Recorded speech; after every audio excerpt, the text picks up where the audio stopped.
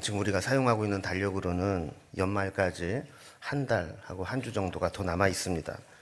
그러나 교회력으로는 이번 주가 한 해를 마무리하는 마지막 주일이고, 다음 주부터는 성탄을 준비하는 대림절이 시작되면서 새로운 한 해가 시작됩니다. 시작만큼이나 중요한 것이 마지막인데, 세계의 교회는 교회력의 마지막 주일을 왕이신 그리스도의 주일로 지키기로 했습니다. 한 해의 마지막에 역사의 주인이신 예수님의 왕권을 기념하기 위함입니다. 그래서 교회는 왕이신 그리스도 주일을 제정하면서 이 세상의 진정한 통치자는 예수 그리스도임을 천명하게 되는 겁니다. 이 세상에는 지도자 하나 잘못 뽑으면 그 공동체는 무척 힘들어지게 됩니다. 심한 경우에 지도자 리스크가 있는 공동체는 큰 위기에 봉착하게도 되고, 이 위기를 극복하지 못하면 결국에는 파국을 맞기도 합니다.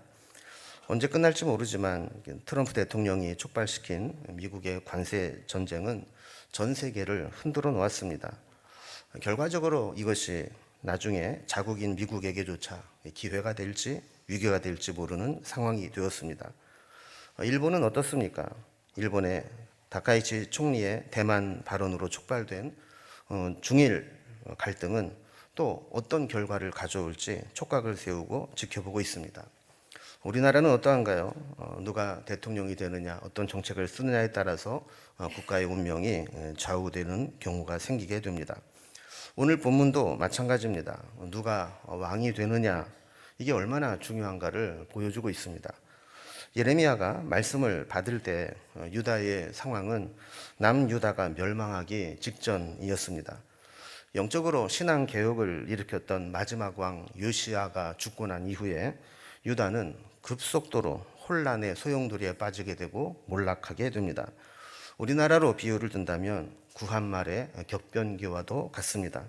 나라는 힘이 없고 주변의 강대국들은 서로 넘보고 있고, 그 가운데에서 어디에 줄을 댈 거냐 하는 것들을 눈치를 보면서 쇠락해가는 왕국의 존재를 이어가고 있는 겁니다. 유다 말기에는 이렇게 전통적인 강대국이었던 애굽에 줄을 설 것이냐, 아니면 신흥 강대국인 바벨론에 줄을 댈 것이냐로 우왕좌왕하다가 결국은 하나님을 찾지 못하고 멸망하게 되었습니다. 그래서 요시야 왕이 죽은 후에 여호아하스, 여호야김, 여호야긴, 시드기야로 이어지는 혼란의 격변기를 겪고 결국 시드기야 왕 때 비참한 모습으로 남유다는 멸망하게 됩니다. 자, 이 격변기에 활동한 선지자가 예레미야 선지자입니다. 오늘 본문도 그런 시대적 격변기에 주신 말씀입니다. 요시야의 뒤를 이은 여호아하스는 애굽 왕 바로 느고에 의해서 폐위됩니다. 당시 애굽은 유다를 자신의 속국이라고 여기고 있었는데, 자기 허락도 받지 않고 여호아하스를 왕으로 세웠다 괘씸하게 여기고 그를 하마 땅 이블라에 끌고 가 거기에 감금을 하고, 여호아하스는 결국 그곳에 갇혀 살다가 고국으로 돌아오지 못하고 죽고 맙니다. 이렇게 애굽에 의해서 여호아하스가 폐위되고 왕위가 비게 되자 애굽의 바로 느고는 요시야의 또 다른 아들인 엘리야김을 왕으로 세웁니다. 그리고 엘리야김의 이름을 여호야김이라고 개명을 시켜버립니다. 여호야김은 바벨론과 애굽 사이에 줄타기를 합니다. 처음에는 어쩔 수 없이 애굽의 말을 듣습니다. 그러다가 유다가 바벨론의 침공을 받게 되자 다시 3년 동안 바벨론을 섬기게 됩니다. 여호야김이 죽고 나서 여호야긴이 8살의 어린 나이에 왕위에 오르게 됩니다. 이 어린 왕을 보유하는 신하들은 바벨론을 적대시하고 예전의 강대국이었던 애굽을 조공을 바치며 섬기기 시작합니다. 그래서 왕위에 오른 지 3개월 만에 바벨론이 쳐들어오게 됩니다. 여호야긴은 어쩔 수 없이 바벨론 느부갓네살에게 항복하고 그 역시 포로로 끌려가게 됩니다. 이제 유다의 마지막 기회만 남았습니다. 여호야긴을 폐위시키고 포로로 끌고 간 바벨론은 여호야긴의 숙부였던 마따니아를 왕위에 세우게 됩니다. 그의 이름은 여호와의 선물이라는 이름이었는데, 그 역시 이름을 강제로 시드기야로 개명을 시켰습니다. 시드기야의 뜻은 여호와는 의로우시도다라는 뜻입니다. 그럼 바벨론 왕이 왜 이름을 이렇게 계명을 했느냐? 이것은 역설적으로 너희 하나님이 정말 의로우시냐? 너희 하나님 정말 의로우시다면 너희를 이방 나라에 이렇게 망하게 하시겠느냐 하는 이름으로 조롱하듯이 부른 이름이었습니다. 시드기야 역시 위기 가운데 하나님을 의지하지 않고 시간이 지난 후에 바벨론의 조공 바치기를 거부하고 주변의 군소국가들과 동맹을 맺어 애굽을 의지하여 대적하게 됩니다. 결국 이것이 빌미가 되어 바벨론의 침공을 받게 되고 시드기야 때 유다 왕국은 멸망하게 됩니다. 유다 말기의 왕들을 보면 한결같이 위기 가운데 하나님을 찾고 의지해야 했는데 하나님을 찾지 않습니다. 도리어 주변에 어디에 줄을 대야 되나, 누가 우리를 도와줄 것인가, 강대국의 눈치만 보고 있다가 결국 멸망을 당하고 만 겁니다. 오늘 본문에 보면 목자라는 말이 계속 반복해서 나오고 있습니다. 이 목자는 누구를 말하는 것일까요? 1차적으로는 유다의 왕들을 의미하는 겁니다. 유다 왕국 마지막에 세운 왕들을 이야기하는 거죠. 하나님은 이런 유다 말기의 왕들을 악한 목자라고 책망하십니다. 오늘 왕의 본분과 사명을 생각해 보면 그 왕은 주인의 양떼를 관리하는 목자와 비슷하다라는 것을 보게 됩니다. 여러분, 양의 특징은 스스로 자신을 방어할 능력이나 위기에 대처할 능력이 없습니다. 철저히 목자 의존적인 존재가 양입니다. 양들이 만약에 푸른 초장과 쉴만한 물가에서 편히 지내고 있고 원수가 지켜보는 앞에서도 안심할 수 있다면 그것은 그들을 지켜주고 있는 목자가 있기 때문입니다. 그래서 양들에게는 목자가 절실하게 필요하고 또 선한 목자의 돌봄을 받아야 합니다. 임금들을 하나님의 백성의 목자로 세운 이유는 백성들을 안전하게 보호하고 그들이 평안히 쉴 수 있도록 인도하기 위함입니다. 그래서 목자가 그 사명을 잘 감당하기 위해서는 그 양을 맡긴 그 주인의 뜻을 따르고 주인이 원하는 대로 자기 목숨처럼 양떼를 지켜내야 하는 겁니다. 그러나 당시의 왕들은 그 사명을 제대로 감당하지 못했습니다. 그래서 오늘 본문 예레미야서 23장은 악한 목자들에 대한 고발로 시작합니다. 1절에 있는 말씀과 같이 그들은 내 목장의 양떼를 멸하며 흩어지게 하는 목자라고 이야기를 하면서 그들에게 화가 있으리라 이렇게 선언을 하면서 시작됩니다. 이것은 목자로 세움받은 자들을 저주하는 선언인데 공동 번역에는 화 있으리라를 이 저주받을 것들아 라고 번역해 놓았습니다. 결국 이 유다 백성들은 목자를 잘못 만나서 고통을 당하게 된 겁니다. 공평과 정의로 양떼를 돌보지 못하니 양들은 죽임을 당하거나 뿔뿔이 흩어지게 되었습니다. 하나님은 어쩌면 왕이 바뀔 때마다 새로운 기회를 주신 겁니다. 새로운 왕들이 그제라도 하나님을 찾고 하나님을 의지하기를 원했지만 번번이 바뀐 왕들마다 하나님을 찾지 않고 강대국 세상만 바라보다 결국 망하고 포로로 끌려가 전 세계에 흩어지게 된 것입니다. 오늘 본문은 이런 상황에서 하나님이 어떻게 하실 것인가를 말씀합니다. 멸망당에 흩어진 백성들을 위해 하나님이 어떤 일을 행하실 것인지를 오늘 본문을 통해 우리에게 보여줍니다. 먼저 첫 번째로 하나님은 악한 목자들의 악행을 보응하시겠다고 말씀합니다.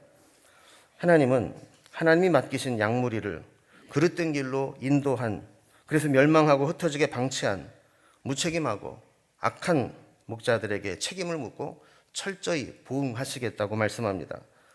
2절 말씀을 보면 하나님이 자기 백성을 기르는 목자들에게 이렇게 말씀합니다. 너희가 내 양떼를 흩으며 그것을 몰아내고 돌보지 아니하였도다. 보라, 내가 너희의 악행 때문에 너희에게 보응하리라 하는 겁니다. 무책임하고 잘못된 길로 인도한 목자들을 하나님은 그 악행으로 인해 보응하겠다고 말씀합니다. 하나님 맡기신 양떼를 흩고 몰아내고 돌보지 않은 것, 그것이 목자에게는 악행이라는 것입니다. 여러분, 이스라엘의 목자로 세운 왕들이 가장 해야 될 중요한 일은 무엇일까요? 그것은 나라를 부강하게 만들고 또 경제적으로 풍요하게, 정치적으로 안정되게, 문화적 창달을 이루는 것, 이것이 가장 중요한 것이 아니었습니다. 저들에게 가장 중요한 일은 이스라엘 백성들을 거룩하고 의로운 백성이 되게 해서 하나님의 징계와 심판을 받지 않도록 영적으로 이끌어내는 것이 그 목자들에게는 가장 중요한 일이었습니다. 그러나 목자로 세움받은 왕들은 이런 일에는 관심이 없었습니다. 도리어 자기네들이 먼저 심판받을 짓을 했습니다. 부자와 권력 가진 자와 결탁해서 자기의 정치적인 입지를 다지는 데만 관심이 있었습니다.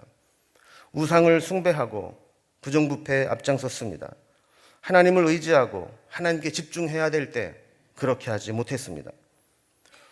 결국 실제로 유다 왕들을 보면 그 마지막 왕들은 모두 비참한 최후를 얻게 됩니다. 세상의 조롱을 당하고 왕이면서도 자기 의지대로 왕을 세우지 못하고, 그리고 이름조차 자기가 만들어낸 이름을 사용하지 못하고 계명을 당해야 했습니다. 그리고 포로로 끌려가 돌아오지 못하고 그곳에서 죽기도 합니다. 심지어 마지막 왕인 시드기야는 자기 눈앞에서 아들이 죽는 것을 지켜보아야 했고, 본인도 두 눈이 뽑히고 노사슬에 결박당하여 바벨론의 포로로 끌려가 바벨론 감옥에서 인생을 마무리하게 됩니다. 이렇게 주신 사명을 감당하지 못한 악한 목자들에게 하나님은 철저히 보응하신다고 말씀합니다. 그리고 악한 목자들을 보응하신 후에 두 번째로 하나님이 하시는 일은 흩어진 양떼들을 다시 모아와서 그들을 번성하게 하시겠다고 약속하시는 겁니다. 목자나 지도자 혹은 윗사람을 잘못 만나면 고통스러운 시간을 보내야 합니다. 최근에 뉴스를 본 것 중에 양양의 환경미화원의 가혹행위가 보도된 적이 있습니다. 7급 공무원이었던 가해자는 6개월 계약직이라는 불안한 신분의 환경미화원들에게 가혹행위를 해왔습니다. 자기를 교주라 부르게 했고 이불마리를 해서 밟고 폭행을 가합니다.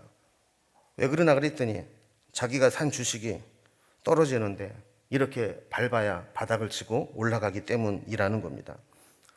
게다가 주가를 올려줄 재물이 필요하다고 하면서 미화원들에게 자기가 산 주식을 구매하라고 강요하고 확인을 해옵니다. 윗사람 하나 잘못 만나도 이런 악몽 같은 시간을 보내게 됩니다. 당시 이스라엘 백성들은 이보다 더 절망스러운 상황을 만났습니다. 악한 목자를 만난 양들은 결국 나라를 잃고 포로로 끌려가서 전 세계에 흩어져 노예 생활을 해야만 했습니다. 그러나 하나님은 그것을 그냥 두고만 보고 계신 않으셨습니다. 3절 말씀에 보면 하나님은 그 양떼들이 어디로 끌려가 있든지 끌려가 있는 모든 지방에서 그들을 다시 모아올 것이라고 말씀합니다. 그래서 원래 있었던 양 우리에 들게 할 것이고 그들이 생육이 번성하게 하실 것이라고 약속하십니다. 그들이 어느 곳에 있든지 하나님은 그 마을 곳곳에 찾아가서 한 명도 남김없이 다시 되찾아 오시겠다는 것입니다. 길 잃은 양이 목자의 음성을 듣기만 하면 살 길이 열리는 것처럼 하나님 말씀이 나타나게 되고 그 말씀을 듣고 믿음으로 반응하기만 하면 어느 곳에서 비참하게 노예로 살아가더라도 다시 하나님의 구원을 얻게 하시겠다는 말씀입니다. 그리고 3절 뒷부분에 보면 하나님께로 돌아온 그들을 생육이 번성하게 할 것이라고 말씀하고 있습니다. 여러분, 생육이 번성한다, 어디서 많이 들어본 것 같지 않습니까? 하나님이 처음 인간을 지으시고 그들에게 주신 명령입니다. 너희는 생육하고 번성하라. 다시 데리고 온 자기 백성들을 통해서 다시 생육하고 번성할 수 있도록 번영의 축복을 주시겠다고 약속해 주시는 겁니다. 또한 그들을 위해 하신 하나님의 세 번째 일은 악한 목자 대신에 참 목자를 세워주시겠다고 약속하십니다. 악한 목자로부터 제대로 된 보호를 받지 못하고 돌봄을 받지 못한 양들에게 지금 가장 필요한 것은 참 목자를 통해 제대로 된 돌봄을 받게 하는 겁니다. 4절에 보면 하나님이 그들을 위해서 참된 목자를 세우시겠다고 약속하십니다. 하나님이 세우신 목자는 자기 양들이 다시는 두려워하거나 놀라거나 잃어버려 숫자가 줄어든 일이 생기지 않도록 철저하게 지키고 보호할 것이라는 것이죠. 이렇게 하나님 보내시는 목자는 예전의 악한 목자와는 완전히 다릅니다. 절대로 자기 양떼들을 잃어버리지 않습니다. 5절 이하에서는 이 하나님이 세우실 이 목자가 어떤 존재인지를 설명합니다. 이 목자는 하나님이 다윗에게 한 의로운 가지로 일으킬 자라고 이야기를 합니다. 다윗의 후손 중에서 하나님이 택하여 왕을 세울 것인데 그는 지혜롭게 다스릴 것이고 세상에서 정의와 공의로 다스릴 것이라고 말씀합니다. 6절에 보면 그가 다스리는 세상에서 유다 백성은 구원을 받을 것이고 이스라엘은 평안히 살게 될 것이라고 말씀합니다. 왜냐하면 그 목자의 이름이 여호와 우리의 공의라 일컬음을 받을 것이기 때문이라는 겁니다. 성경에 보면 여호와의 이름이 그들의 신앙적 체험을 붙여서 하나님을 기억하는 것들이 자주 등장합니다. 여호와 뭐뭐뭐 이렇게 사용을 하는 것이죠. 아브라함이 이삭을 번제로 드리라는 말씀에 순종해서 모리아산으로 올라갈 때 하나님은 그 이삭 대신에 번제로 드릴 양을 준비해 두셨습니다. 이것을 보고 여호와 이레라 불렀습니다. 여호와께서 준비하시고 공급하신다라는 의미입니다. 이스라엘 백성이 출애굽하여 광야로 나왔을 때 가지고 난 물이 다 떨어졌습니다. 마실 물이 없어 불평할 때 마라라는 곳에서 물을 발견합니다. 그런데 막상 마시려고 보니 그 물은 물로 마실 수 없는 쓴 물이었습니다. 하나님은 마라의 쓴 물을 마실 수 있는 물로 고쳐주십니다. 그러면서 이스라엘 백성들이 당하는 고통을 치유하시겠다고 약속하면서 자신을 여호와 라파라고 밝히셨습니다. 치료하시는 여호와라는 의미입니다. 광야를 지나오면서 아말렉 족속과 전투에 승리한 것을 기념해서 모세는 제단을 쌓고 여호와 니시라 불렀습니다. 직역을 하면 여호와는 나의 깃발이라는 의미인데 전쟁에서 승리하고 정복한 자리에 깃발을 꽂는 것과 같이 의역하면 승리를 주시는 하나님이라는 의미입니다. 사사기 6장에서 기드온은 하나님으로부터 사사로 부름을 받습니다. 그런데 내가 어떻게 그 사명을 감당할까 두려워 떨고 있을 때 그는 하나님께 하나님의 소명이 분명한지 하나님이 지금 임재하고 계신지를 확신하고 싶어졌습니다. 그때 하나님은 그와 함께 하심을 여러 가지 증표로 보여주시면서 두려워 말고 평강을 누리려 하셨습니다. 이것을 체험한 기드온은 그 자리에 제단을 쌓고 여호와 샬롬이라고 불렀습니다. 여호와는 평강이시다라는 의미입니다. 다윗은 시편 23편에서 자신의 목동 경험을 바탕으로 하나님은 여호와 로이다라고 고백했습니다. 여호와는 나의 목자시다라는 고백입니다. 에스겔서 48장에 보면 하나님께서 다시 회복시키실 환상 중에 보여준 하나님의 성읍을 보게 되는데 그 성읍을 보고 그는 여호와 삼마라고 불렀습니다. 여호와께서 거기 계신다라는 의미입니다. 그리고 오늘 본문에도 보면 하나님이 참 목자를 세워 우리를 다스리게 하실 것이다 라고 말씀하면서 그 이름을 여호와 우리의 공의, 여호와 치드케노라고 불렀습니다. 하나님께서 우리를 공의로 다스리신다라는 의미입니다. 자, 이렇게 여호와라는 이름 앞에 이름과 함께 어떤 것들을 붙여서 하나님의 이름을 부르고 기억한 것은 저들이 그저 학문적으로 연구하거나 상상 속에서 생각나는 대로 조합해 만든 이름이 아닙니다. 각각의 이름마다 그 체험적인 사건이 있었고 신앙적인 배경이 있는 고백입니다.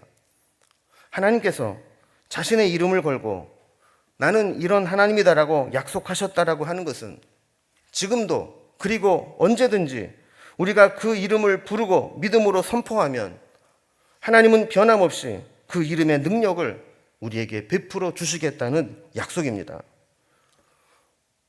우리를 위해 예비하시고 필요를 공급해 주시는 여호와 이레의 하나님, 우리의 질병과 고통을 고쳐주시고 치료하시는 여호와 라파의 하나님, 우리에게 승리를 주시는 여호와 니시의 하나님, 우리에게 평강을 베풀어 주시는 여호와 샬롬의 하나님, 우리가 있는 그 자리에 하나님도 함께 하시겠다고 약속하신 여호와 삼마의 하나님, 우리를 공의로 다스리셔서 억울함을 풀어주시고 공평하게 해주시는 여호와 츠드케누의 하나님, 지금도 우리가 있는 삶의 자리에서 그 하나님의 이름을 부르며 믿음으로 고백할 때 하나님은 우리에게 그 하나님으로 여전히 만나주시고 나타내 주신다는 것입니다. 성경은 유다 왕국의 마지막 왕의 이름 속에 역설적인 진리를 숨겨두셨습니다. 유다의 멸망을 지켜보며 비참한 최후를 맞이한 유다의 마지막 왕의 이름은 시드기야입니다. 우리말 번역에는 시드기야와 하나님의 공의가 연관이 없는 것처럼 보이지만 이거는 음역을 잘못해서 그렇게 보이는 겁니다. 시드기야와 하나님의 공의라고 하는 츠드케누는 같은 어원을 가지고 있습니다. 공의는 츠드케누라고 그랬죠. 시드기야로 표기된 말 역시 여호와는 나의 의라는 의미입니다. 오늘 본문에도 보면 아도나이 츠드케누, 이렇게 츠드케누가 시드기야로 음역되는 과정에서 좀 다르게 음역이 되었지만 그 공의와 시드기야는 같은 의미입니다. 유다의 마지막 왕 시드기야는 궁극적으로 하나님의 공의를 실현하지 못했습니다. 그러나 하나님이 예고하신 하나님의 새로운 목자가 그 하나님의 공의를 실현할 것이라고 말씀하는 겁니다. 5절에 있는 말씀과 같이 때가 이르러 하나님이 다윗의 한 의로운 가지를 일으키셔서 그가 세상을 정의와 공의로 다스리시고, 6절에 있는 말씀처럼 여호와 우리의 공의라 일컬음 받은 참 목자를 보내시겠다고 말씀했는데 그 목자가 오시게 되면 시드기야 때 이루지 못한 하나님의 공의를 온전히 이루신다는 겁니다. 그분의 오심은 이스라엘 백성들의 신앙의 기준을 완전히 바꾸어 놓을 것이라고 설명합니다. 그동안 구약의 이스라엘 백성들의 신앙의 근본과 기준은 항상 출애굽이었습니다. 저들의 신앙의 기준과 출발점은 항상 애굽의 압제에서 저들을 구원해내시고 이끌어내신 출애굽이 저들의 신앙의 근본이었습니다. 하나님의 구원을 이야기할 때는 항상 출애굽을 이야기했습니다. 저들의 신앙의 뿌리를 이야기할 때는 항상 애굽에서 구원하신 하나님이 기준이었습니다. 7절 말씀에 여호와께서 공의로 다스릴 왕을 보내시는 그 날에는 그들이 다시는 더 이상 이스라엘 자손을 애굽 땅에서 인도하여 내신 여호와의 사심으로 맹세하지 않을 것이라고 말씀합니다. 이 이야기는 지금까지는 저들이 하나님을 기억하고 그들의 신앙을 기준으로 삼을 때 항상 애굽에서 인도해낸 출애굽의 하나님을 기억했다라는 겁니다. 그런데 그것이 완전히 바뀔 것이라는 겁니다. 어떻게 바뀝니까? 8절을 보면 이제는 북쪽 땅 바벨론의 포로로 끌려가 노예로 살던 모든 땅에서 인도하여 내신 하나님이 그들의 새로운 신앙의 기준이 될 거라는 겁니다. 그러니까 출애굽 바벨론에서 돌아온 자들이 생각할 때 출애굽은 어쨌든 그들이 조상들로부터 전해 들은 간접적인 신앙입니다. 그러나 바벨론 포로로 끌려갔다가 돌아오는 것은 그들이 지금 막 체험하고 경험한 하나님입니다. 그래서 하나님의 구원의 기준이 그 전까지는 출애굽이었지만 이제는 바벨론에서 돌아오는 것이 그들의 구원의 표준이 된다라는 겁니다. 이 예언이 의미하는 것은 단순히 그들이 바벨론에서 돌아온다는 것을 의미하는 것만은 아닙니다. 우리를 숙박하고 있는 죄에 매여 사망으로 끌려가는 우리를 해방하여 구원하실 진짜 왕 예수 그리스도의 오심을 예언한 말씀입니다. 우리는 더 이상 이 세상의 불완전한 목자를 의지하지 않아도 됩니다. 권력 정치와 자기 이권에만 관심이 있는 세상 지도자들과 달리 양을 위하여 목숨을 버리신 그리스도가 우리의 참된 목자가 되시고 우리의 소망이 되신다는 겁니다. 우리는 아까 여호와 이레, 여호와 라파, 여호와 니시, 여호와 샬롬, 여호와 삼마, 여호와 츠드케노라고 하는 이름을 살펴보면서 그 이름을 부르고 믿음으로 선포할 때마다 그 이름 속에 담겨져 있는 하나님의 능력이 우리와 함께 하신다는 것을 살펴보았습니다. 그런데 이 모든 이름을 포함한 하나의 이름을 하나님은 새로운 목자에게 주신 겁니다. 우리가 일일이 그 이름들을 다 부르지 않아도 하나의 이름만 부르면 그 이름 안에 모든 것들이 들어있는, 모든 문제를 해결할 수 있는 이름이 있는데, 그 이름이 바로 예수라는 이름입니다. 우리가 예수의 이름을 부를 때 그 예수님은 우리를 공급해 주시고 치료해 주시고 승리를 보장해 주시고 평강을 주시고 함께 하시고 공의를 베풀어 주시는 그 주님으로 우리와 함께 하시는 겁니다. 이제 다음 주부터 교회력으로 새해가 시작됩니다. 그 새 목자로 오시는 주님을 기다리는 대림절로 한 해가 시작됩니다. 오실 주님은 하나님이 약속하신 세상에서 정의와 공의를 행하시며 여호와 우리의 공의라 일컬음을 받으시는 주님이십니다. 그 주님의 이름에 담겨져 있는 하나님의 능력이 우리와 함께 하시기를 소망합니다. 그리스도의 왕되심을 우리가 함께 고백하며 주님 오심을 사모함으로 그 주님의 능력에 주님의 은혜가 우리가 새롭게 시작하는 한 해를 함께 하시고 우리의 신앙 여정 가운데 동행해 주신 은혜가 있기를 주님의 이름으로 기원합니다.